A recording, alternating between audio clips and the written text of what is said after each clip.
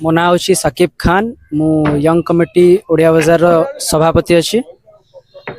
आज स्वर्णदेवी युवक संघ ओडिया बजार एवं स्वर्णदेवी क्लब रो 50 वर्ष निमंते गोटे सुंदर कार्यक्रम आयोजन करा जायथिला एवं से माने सबु बड़े जाति धर्म निर्विशिष्ट सबु कार्यक्रम करि आछंती ता पई मु तांको सबुबड़े धन्यवाद दउची। एवं कटक सहर होची भाईचारार सहर एवं से भाईचारा को से माने सबुबड़े निजर कार्यक्रम माध्यम रे बजाई रखिछंती। सबु रमजान मासरे से माने इफ्तार पार्टी रो आयोजन करिकि आमको डाकंती। आमे मध्य दुर्गा पूजा रे तांको संगे रे शामिल हो।